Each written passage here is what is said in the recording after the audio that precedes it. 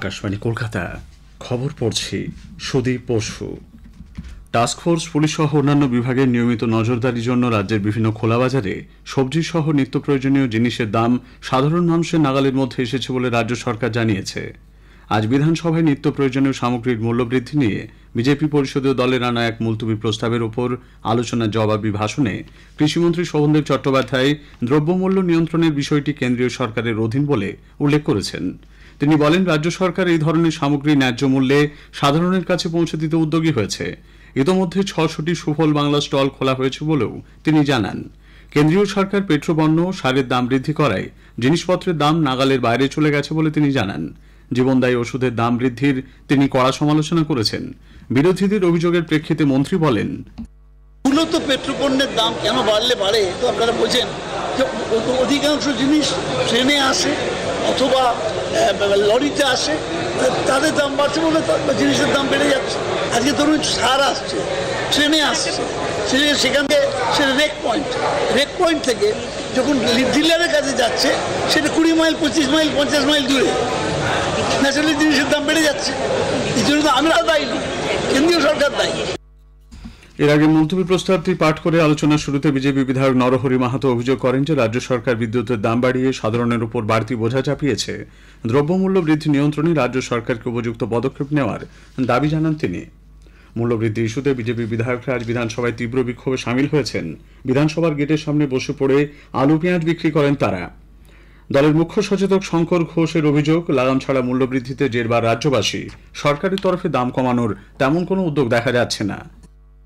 শোভনবাবু বাজারে যান না বলে সবজির দাম সঠিক বলেন। পেট্রোপণ্যের মূল্য বৃদ্ধির কারণে জিনিসপত্রের দাম বৃদ্ধি হলে পশ্চিমবঙ্গে যে দামে আলু পাওয়া যাচ্ছে, পশ্চিমবঙ্গে তো আলু হয়, অন্যান্য যে রাজ্যে আলু ফলন হয় সেখানে কেন পশ্চিমবঙ্গের থেকে দাম কম? কৃষকরা দাম পাচ্ছে না, অথচ জিনিসের দাম বৃদ্ধি পাচ্ছে।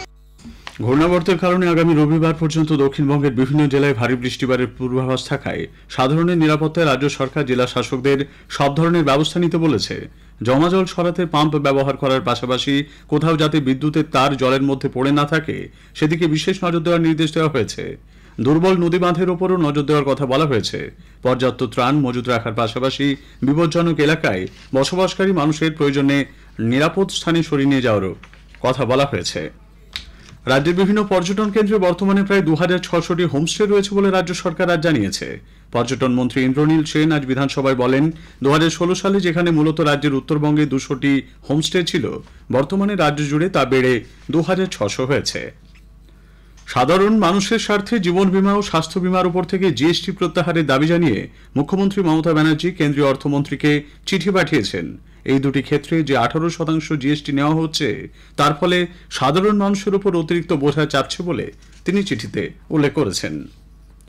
2024 সালে এখনো পর্যন্ত সারা দেশে মোট 32,000-এরও বেশি ডেঙ্গু কেস রিপোর্ট করা হয়েছে।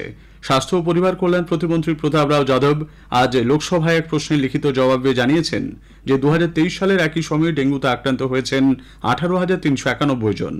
তিনি বলেন, সরকার ও সংশ্লিষ্ট সংস্থাগুলো নিয়মিত দেশে ডেঙ্গু প্রাদুর্ভাবের পরিস্থিতি পর্যালোচনা করছে।